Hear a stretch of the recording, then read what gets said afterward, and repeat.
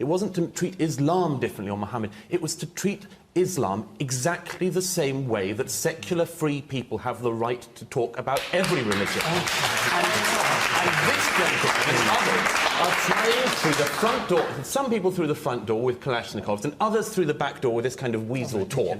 Douglas Murray goes nuclear on this Muslim panel. Take a look. He talks about we should, you know, the news, Charlie Hebdo published whatever they wanted. That's rubbish. They were overtly racist towards Muslims. They were always lampooning Arabs and being overtly racist in most of their publications, and it smacks of hypocrisy because they were prepared, in the name of freedom of speech, to sack a journalist who wrote a column that they considered to be anti-Semitic. So how come there's a line there, but when it comes to Muslims, it doesn't matter, take it on the chin. Why are we treated differently from others? Could I just answer that? There are some people speaking about who have clearly sort of mugged up on Charlie Hebdo in the last couple of days and drawn from this tragedy whatever they like, but you really should know more if you're going to speak about this. And I have shown more about than you about this topic. You're going to need to know more before you smear dead I'm not smearing. I'm not smearing all dead people. One thing you may not be aware of. One thing you may not be aware of, but it's worth throwing into the discussion, is that there are laws on the continent,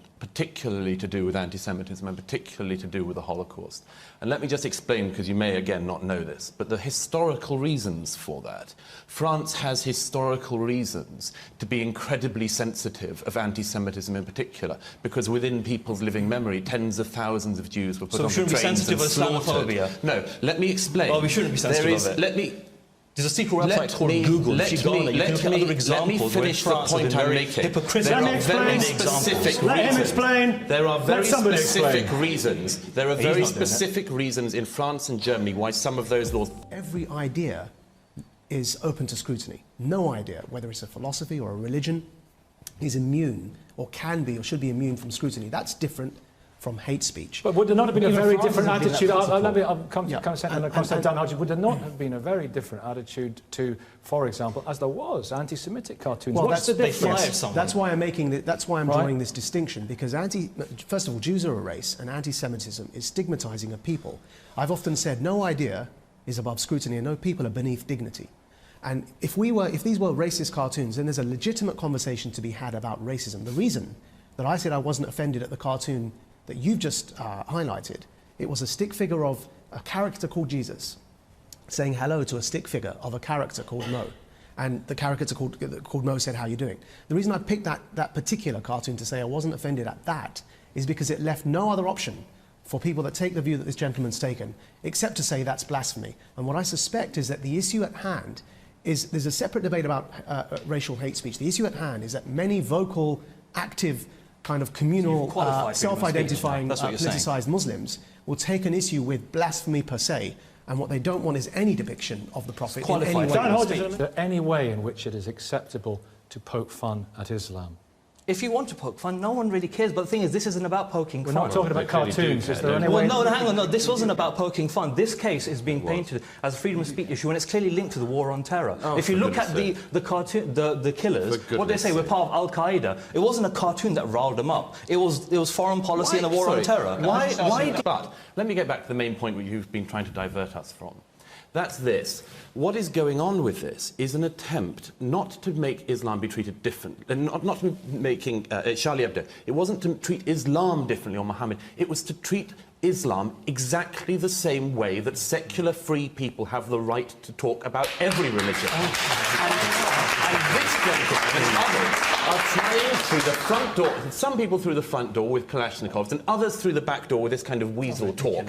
What they do is try to make one religion free from being able to be criticised, and it must be stopped. Well, people that are... You have to remember what's going on here. This is an attempt, a very clear, very bloody attempt, to impose Islamic blasphemy law in France and across Europe. And it has to be stopped. That's why these men did it. That's why the journalists of Charlie Hebdo are dead. An attempt to impose Islamic blasphemy law in Paris.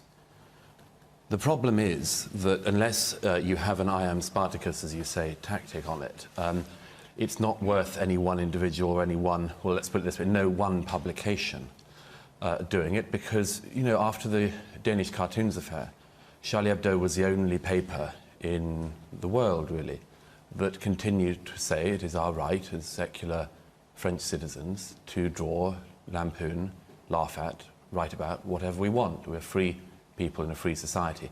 They were the only ones who held on to that. And obviously on Wednesday morning we know what happened as a result. So any one publication would, I think, undoubtedly put its staff at considerable risk. That's why I've suggested this week, repeated what Ayaan Hirsi Ali said after the Danish cartoons affair. We have to spread the risk around.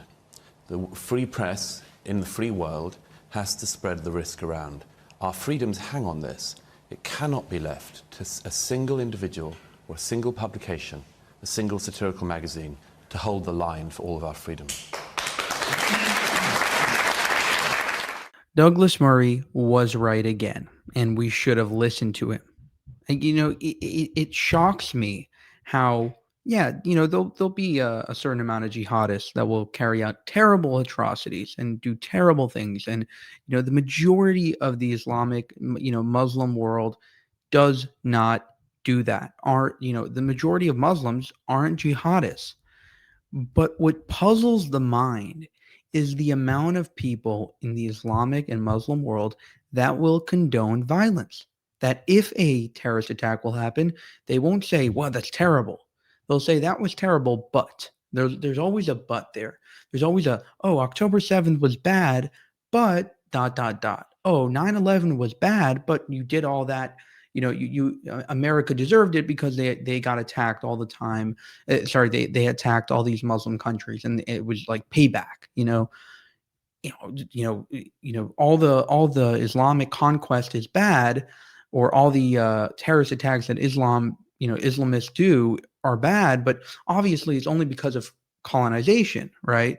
So it's always like this weird justification of Islamo-terrorism instead of just saying horrible, like absolutely terrible, let's condemn that.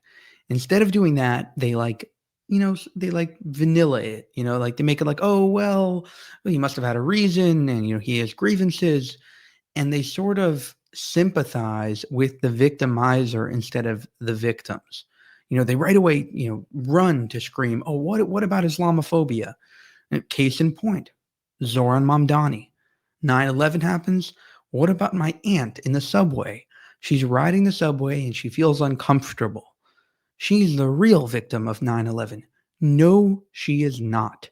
First of all, I don't even think she's real, but if she was, your aunt being a little bit, scared on the subway because of 9/11 is not the real victim of 9/11. I'm sorry. She being uncomfortable is not the real story here. The real story is that America got attacked by Islamists, and it was really a shock to the nation. And Americans that died that day, that's the real victims of 9/11, not your aunt for not being able to wear her hijab. For more, subscribe to the channel. If you want to help us make more of these videos, you can go to buymeacoffee.com/JewishUncensored. Thank you for watching, and I'll see you in the next one.